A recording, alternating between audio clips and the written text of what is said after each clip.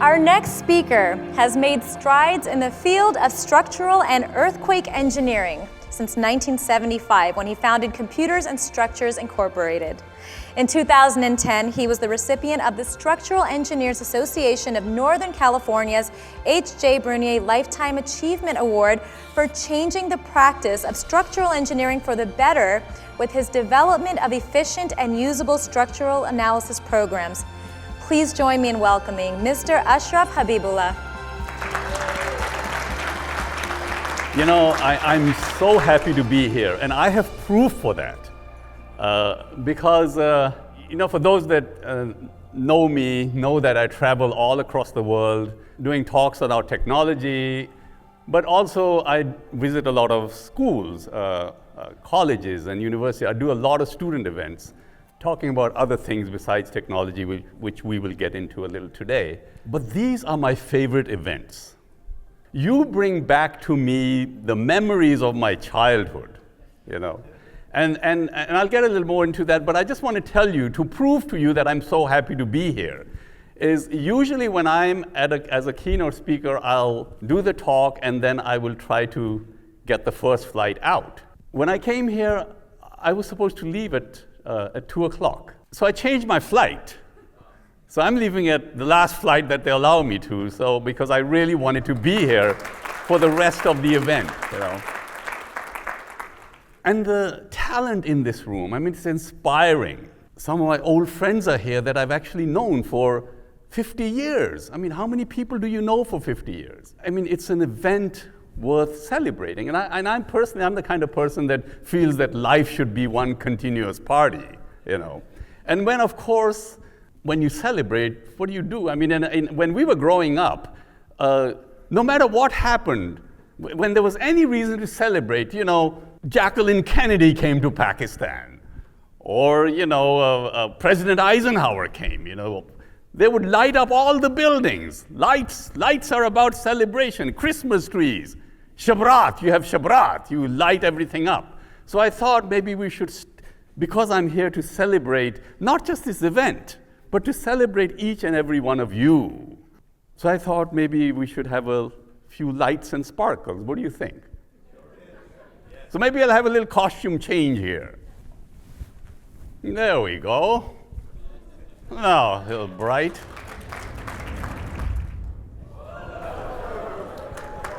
All right. Let me tell you a little bit about this jacket. You see, the beauty about this jacket is that once you arrive at a place as a keynote speaker, and you put on this jacket. Now, at this stage, I can basically say anything I want to. Because you're not paying any attention. You're focused on the jacket. But the beauty about this also is that people remember you. I can see it already. Tomorrow night at dinner, you know. Sunday night, you'll be dinner at home, and you will be telling everybody at the dinner table, you know, I was at this convention. There was this man with the jacket. I don't know what he said, don't remember anything. I don't even remember his name. You know, it was rather a complicated name, you know. So here's my name. Don't try to steal it. If you steal it, you're going to have to change your name, you know. But you see, more importantly, you get invited everywhere. I mean, this is literally my 49th or 50th keynote talk of the year, you know. A soccer mom called me up. She says, I saw you at that convention. Can you please come talk to my 12-year-old girls? And I go. I do that, you know. And they hang off of every word you say because you're wearing this jacket. I mean, the mother says to me, my team has never been that focused on anybody. And I talk for like 40 minutes, you know. And they pay you. I was invited all the way to Australia to address a group of 600 architects. I'm not even an architect, and though I'm a structural engineer, and those of us that work for architects know the relationship between architects and structural engineers. Architects don't want any columns.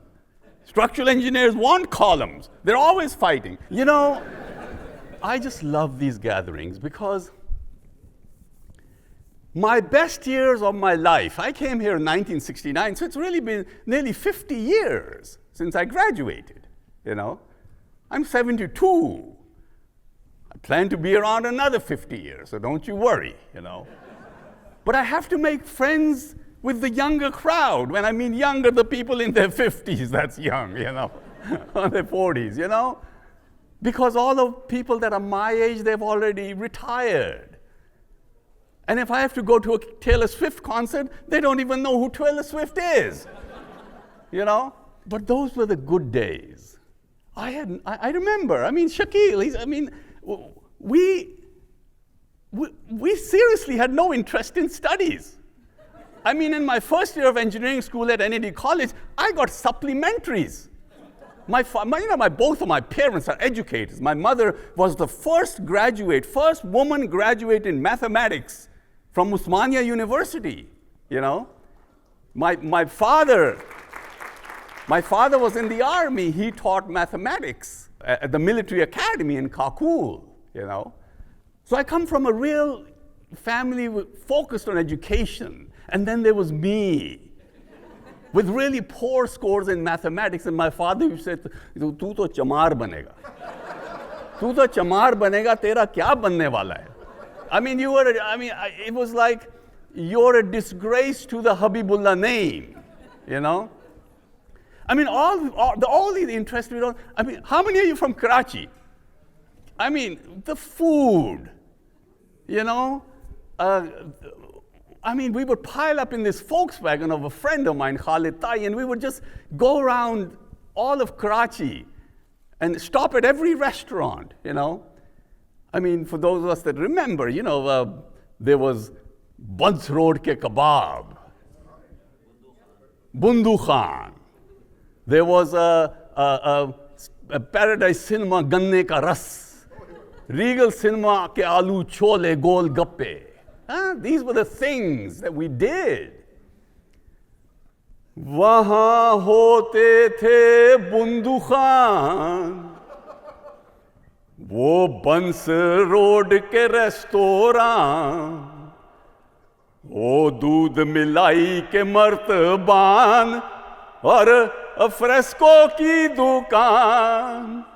वो कुल्फी खीर कबाब और नान थे सब बीमारी के सामान.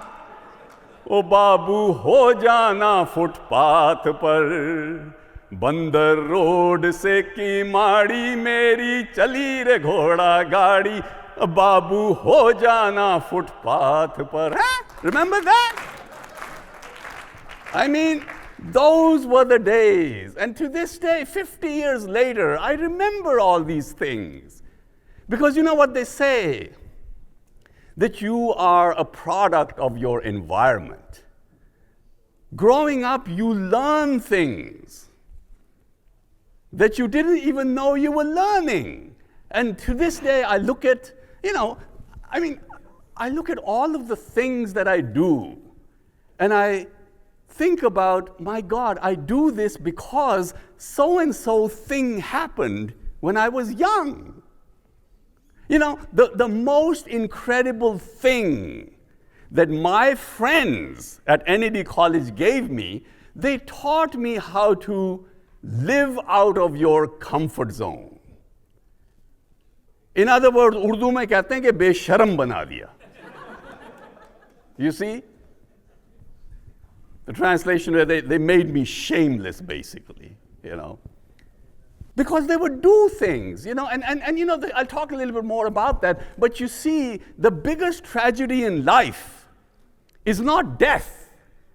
The biggest tragedy in life is coming to the end of your life and looking back and thinking about all those opportunities that you missed because you were scared to answer the door when opportunity knocked. See, my friends taught me when I was young, and because of that reason, that did not happen to me, because I was shameless. I would do things. I mean, look at the things that they would make me do. You know, like we would have this Volkswagen that one of our friends had. 12 of us would pile up in this Volkswagen Bug, and we drive to St. Joseph's College. Yeah, that's a girls' college.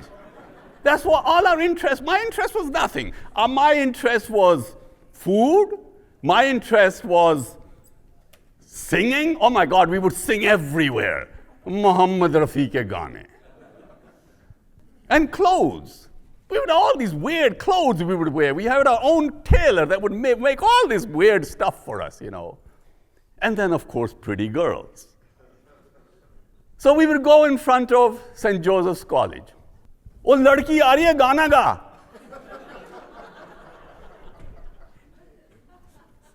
ओ तुम पे हजारों की आंखें, चाहिए तुमको सहारा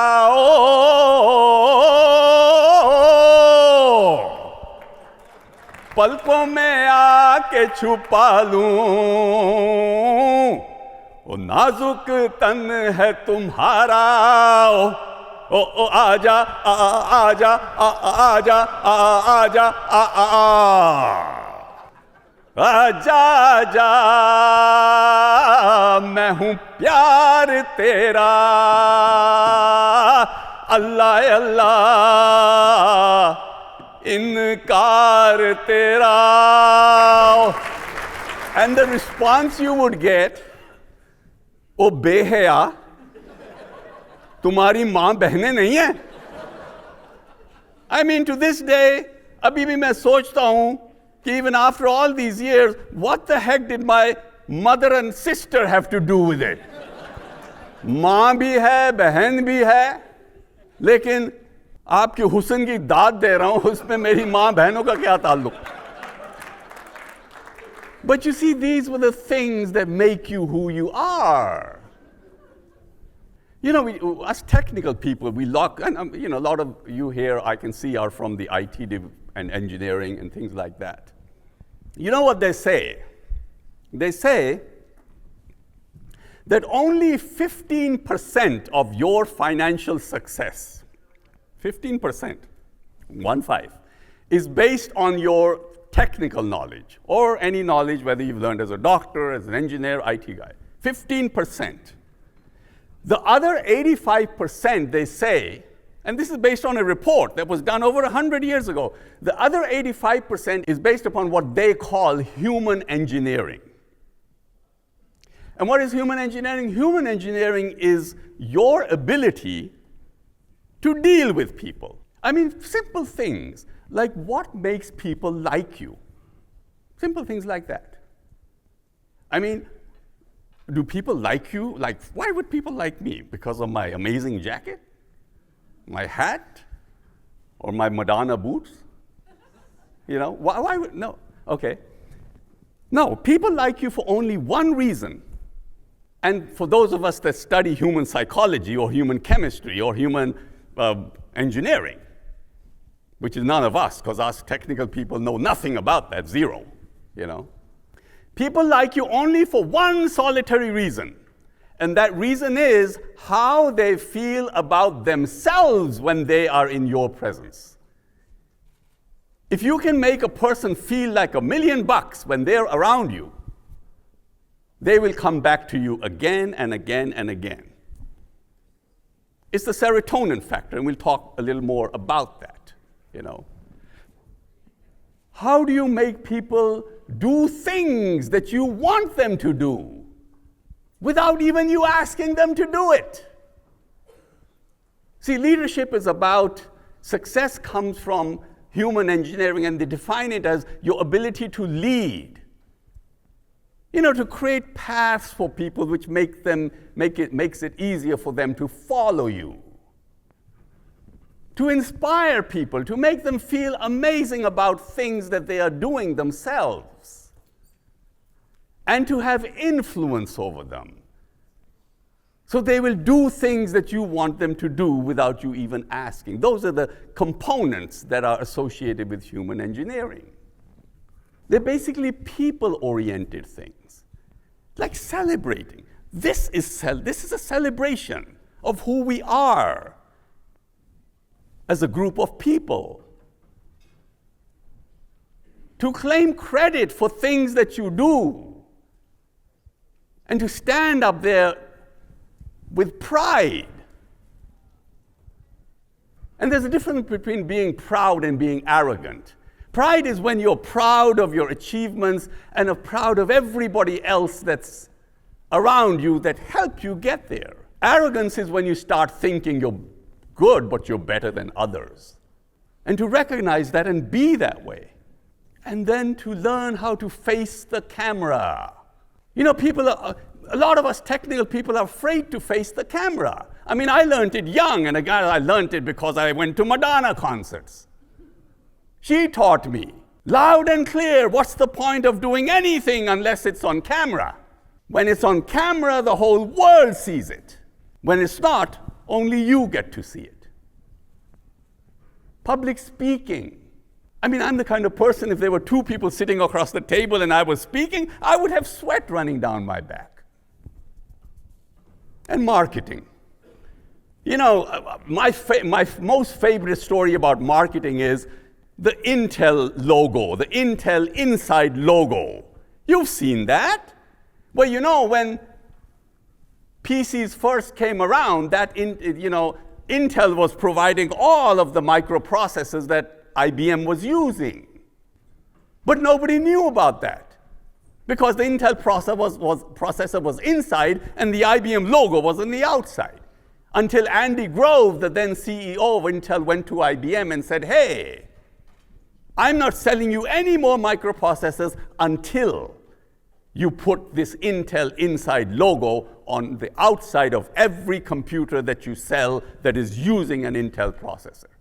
They had no choice. They caved in, and today we know what Intel is. We clearly know what the Intel logo is. I'm a structural engineer, and I feel that every building that's built out there, because it's only because of structural engineering that building is standing. Every building should have this huge round logo on it, which says structural engineering inside, so that people know the real reason why that beautiful building is actually even there. But you have to demand that. Nobody's going to hand that to you. And then to learn about human chemistry.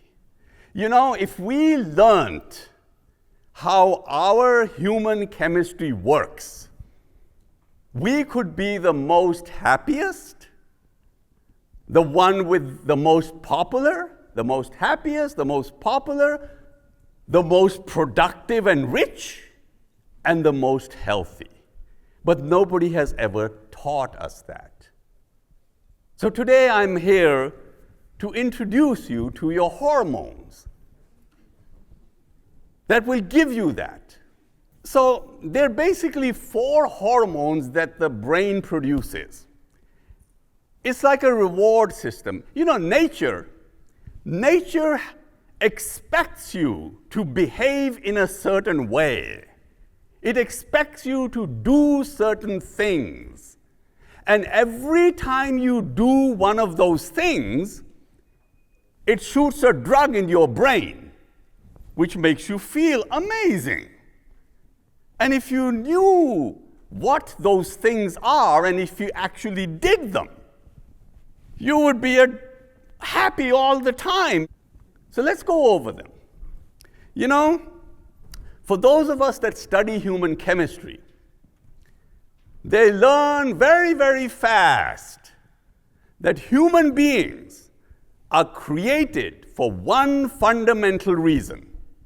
And that one fundamental reason is to make the life of another human being better. Now, we mask that as religion. You know, we always talk about, be nice to other people, do this, and you are going to be rewarded in heaven. Well, I'm not too sure I want to wait another 50 years to get rewarded for something I do today. The beauty about human chemistry is, like, let's consider the serotonin factor, the serotonin. You see, every time I do something to help somebody in any form, the person receiving my favor feels good because, they're being helped, they're empowered. So they get a serotonin rush. That's what makes them feel good. When I see that reaction on that person, I feel good. Why? Because I get a serotonin rush. If there's a third person watching that interaction, they feel good. Every eye, oh my God, that was an amazing thing that you did. They'll come up and say that to you. Why are game shows so popular? A girl is on TV winning a car, jumping up and down, right? Totally drunk with serotonin. The host is happy giving her the car. He's also happy. But what about all these millions of people in TV land that are winning nothing? They ain't got jack shit. But they're glued to the television. What are they getting? They're getting serotonin rushes. People say money doesn't buy happiness. Try giving a homeless person a $100 bill. Just try it. That person will jump out of his or her skin because it doesn't happen that often, and probably remember you for a very, very long time. But that's not the important thing. The important thing is that you will remember that person forever. And every time you think about that person's reaction to your good deed, you will get this serotonin rush again. You have 1,000 such events in your life, you are totally on serotonin high all the time. Money has a bad connotation with it because money is equated to greed. But money, when you equate that to generosity, it's an incredibly powerful thing. There's a bridge near the PIDC house in Karachi, Chandmari Pul, right? I don't know whether you remember that or not, but I do. Because I used to ride my bike across that bridge every day to school. I was like maybe 12 or 13 at the time. Pul ke uppar there used to be a homeless guy sitting. वो बेचारा पैसे मांगता था, he would ask for money, and I would feel very sorry for him because the guy had no legs. He would shuffle around on pieces of wood, So I would give him my lunch money. And he would look up at me and say, Babu, Khuda kisi din tumhe iska ajr dega. In other words, God will repay you for this someday. Okay, that was 60 years ago nearly. To this day, I remember that, and every time, I have no idea what became of him, but I do know that for that one solitary moment, I did have an impact on that person's life, and I feel amazing about it. That's the serotonin factor. The bookstores are full of self-help books. They should be full of how to help others books. That's what we need. It starts from you. That's just one aspect. I could give you more examples of how the serotonin works. Let's move to the next drug, which is oxytocin.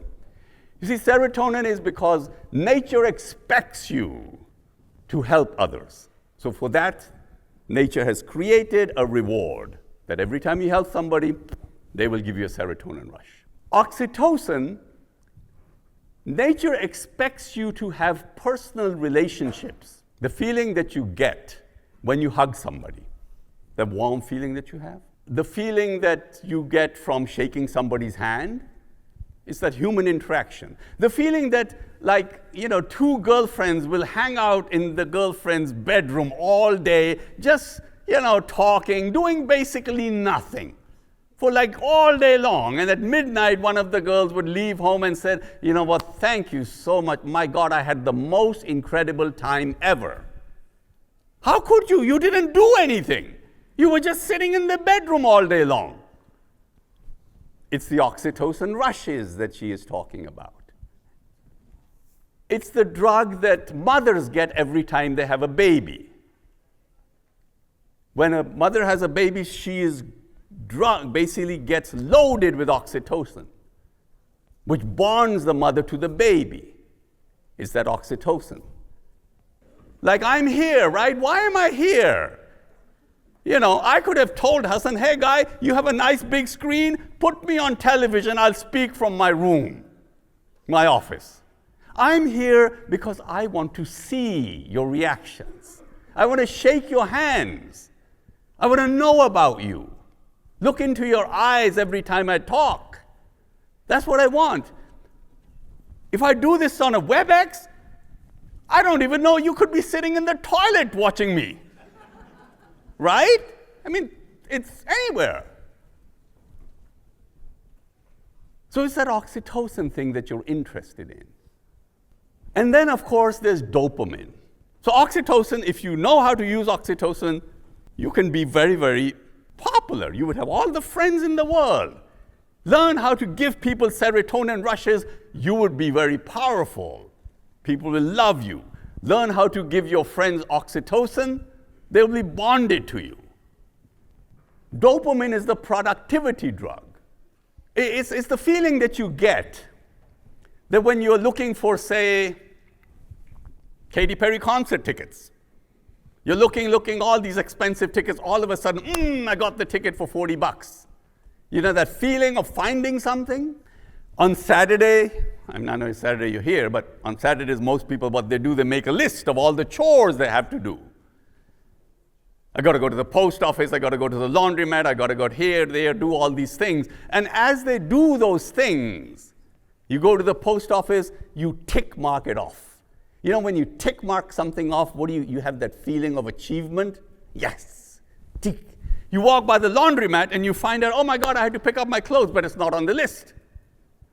So what do? You go into the laundromat, you pick up your clothes, you come outside, you put it on your list, pick up laundry, and you tick mark it. So you have to tick mark it to have that. That's why successful people, they always make lists. Because they have these lists of 20 things they're going to do in the next 2 hours. And they tick mark, and by the time they get to the 20th, they're so drunk with dopamine that they want 20 more items. So you become productive. You have to see that tick mark before the dopamine hits. That's why most of us that run companies have a vision statement. Why do they call it a vision statement? It's because you can see it. Things have to be quantifiable. You know, if I tell somebody, I will give you a raise when you do better. Do better. What does it mean? But if you tell them, I will give you a raise when you meet this project deadline and do these 3 things. It's quantifiable. Then the person has a visual of what they are supposed to achieve. And they work towards it. Because all of these drugs are addicting. You know, doing too much serotonin, you could give away all of everything that you have, end up in the poorhouse. If you're drunk with oxytocin all the time, all you want to do is to hang out at the mall. Don't want to do anything. Same thing with dopamine. You could become a dopamine addict and what they call a workaholic. You forego all of your friendships and relationships because you're just drunk with dopamine. Dopamine you can do as a loner. One person you can generate all sorts of dopamine working alone. But for serotonin and oxytocin, at least 2 people have to be involved. And these days, when I was growing up in Pakistan, you never bought anything unless you bargained. Right? वो भोरी बाजार में जाते थे जमीन पे cut piece खरीदा करते थे. And then you would argue with the guy. You would say 20 में देगा, 2 में देगा. You would settle for 4 or 5. But there was this human interaction. Now you have email. You are emailing and texting people that are sitting in the next room. You're shopping online. You get everything right away. There's no human interaction. Some people can't even talk to each other. When you had that kind of human interaction where you basically argued about everything, it taught you. We would do things that were outrageous. First of all, whenever you entered NED college, अगर आपकी थोड़ी सी कुछ खराबी हो या अगर अलग किस्म के हो, तो you would get a nickname, right? और मेरी नाक थोड़ी लंबी थी, मेरा नाम कौवा रख दिया उन्होंने. Right? एक साहब के कान पे बाल बहुत ज्यादा थे. He had lots of hair on his ears. उसका नाम Wireless. He was known as Wireless to this day. You see, you meet him, hey, Wireless, how are you? But you see, what did that do? It basically humiliates you, right? But when you're used to be humiliating, you never end up on a shrink's bed. You see? बेशरम बना देता है. And then we do mushaire. Or we would go into these mushairas, intercollegiate. Ye Shakil Saab was our official poet. इनके आपको एक आध शेर सुनाता हूं. कहते हैं जी, फरमाते हैं शकील साहब, कहते हैं छोटी डिब्बी डिब्बी, बड़ी डिब्बी डिब्बा.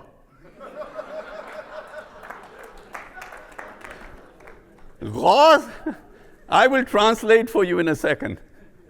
Don't you worry. I'll show you an example of lost in translation.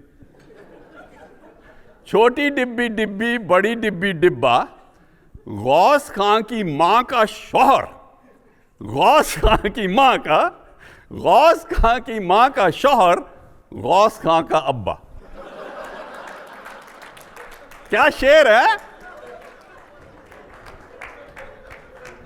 Okay, this is the translation for your pleasure.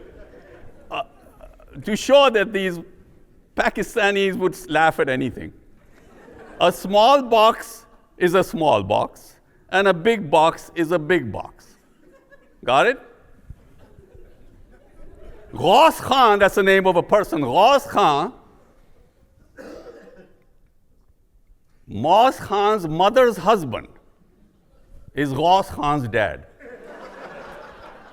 Now what are they laughing at? You tell me. अब फिर एक भाई साहब आए, I'm going to run out of time, I'm sure. एक भाई साहब आए. I was at an NAD convention like this, right? We were raising money for the poor students. So he had seen me present these shares, these couplets at the conventions. Then he comes up to me कि भाई आपके लिए मैं एक शेर लेकर आया हूँ, ये आप इस्तेमाल करें मेरी तरफ से. So it was actually an interesting share. When I was growing up in Pakistan, when we went to school, there were only 3 in a class of 800. There were only 3 girls in the whole college. So there was kind of like really a shortage of girls, and there was also a shortage of water. 2 किस्म की किल्लतें थी, एक पानी की किल्लत, एक लड़कियों की किल्लत. तो उस पे उन्होंने एक शेर लिखा. फरमाते हैं, now this one I'm going to have trouble translating, but maybe he can do it for you. All right. कहते हैं जी, एक भाई साहब नहा रहे हैं और पाकिस्तान में तो पानी की किल्लत है. मेरे तो फादर फौज में थे ना, तो फौज में हमें जुम्मे के जुम्मे 1 बाल्टी पानी की मिलती थी, गर्म पानी की. मरी के पहाड़ियों में रहते थे, वो आज़ाद कश्मीर के बॉर्डर के पास फौज में थे ना. 1 गर्म पानी की बाल्टी मिलती है, उसमें आप या तो खाना खा लें, पानी पी लें, या गुसल कर लें. But that was your water ration, 1 बाल्टी. तो खैर बाल्टी से नहाते थे, वो यूं डाल के you would shower, लोटा रखा हुआ और पानी डाले जा रहे हैं. तो उसके ऊपर उनका शेर था कि पानी से भरी बाल्टी में लड़कियों की, remember, shortage of water, shortage of girls. So here's the शेर. पानी से भरी बाल्टी में तेरा अक्स देखता हूं.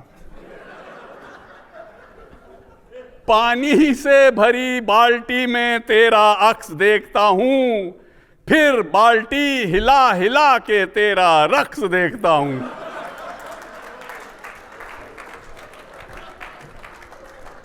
So those were the days. I mean, how can you forget those days?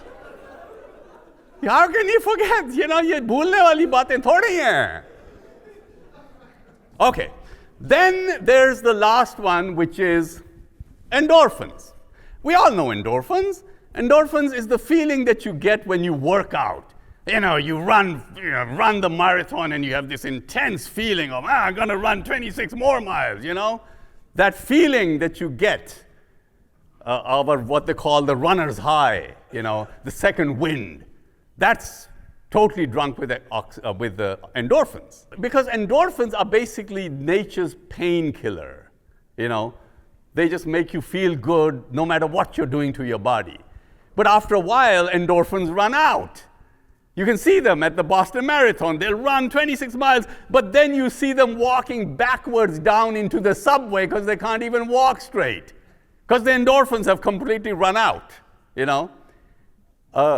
And that's intended for you to stay active.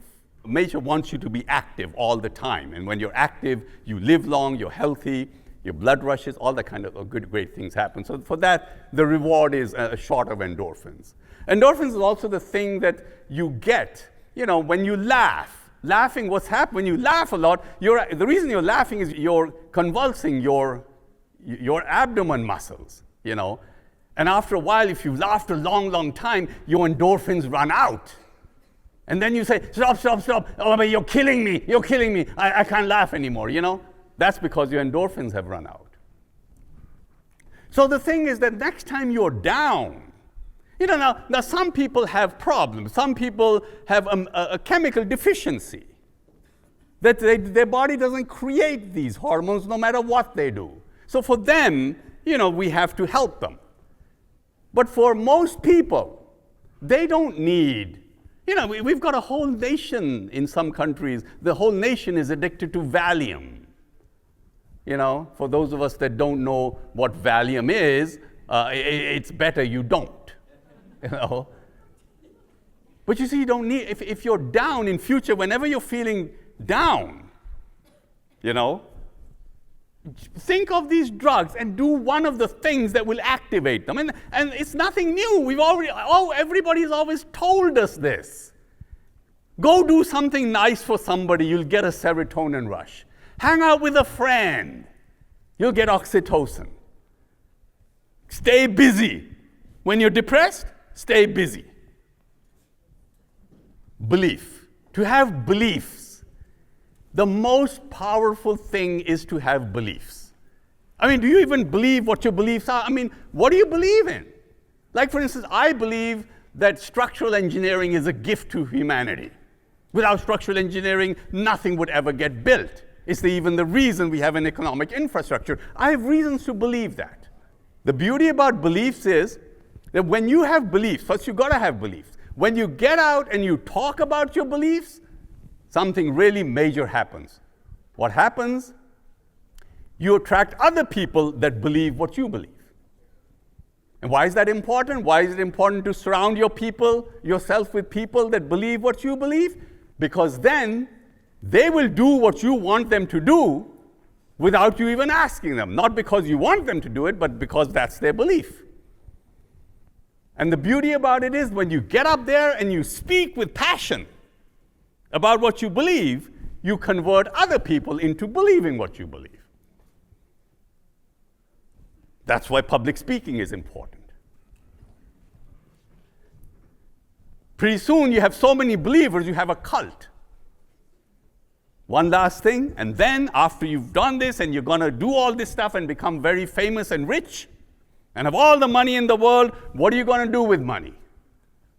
You have no choice but to give it away. You can't take it with you. Alexander the Great said that years ago.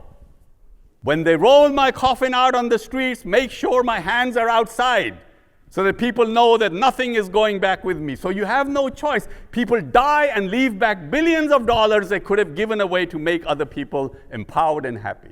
Oh, forget Alexander the Great. Oh, Muhammad Rafi bol gaya jate jate. Ye zaat paat teri, ye zaat paat teri. ओ ये आन बान तेरी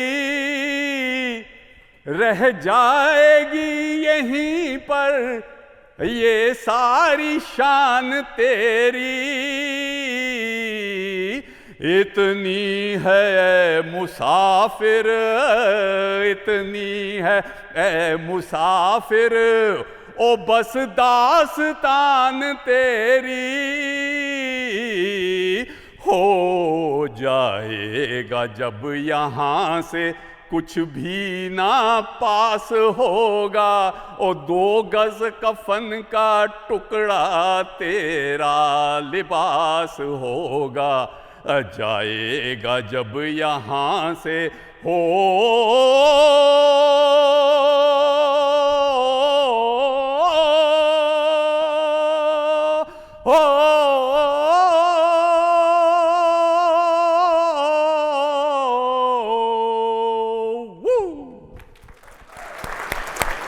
Thank you so much. Thank you. I want to know, what is the secret to your success? When you empower others, they empower you. To have people like you because not because of who you are, but what you are capable of doing for them. And you actually do it and give them serotonin rushes, which empowers their whole life. That is what life's about. People talk about it as giving back to the community or giving back to society. It's not giving back, it's getting more. When you give, you get all of that stuff.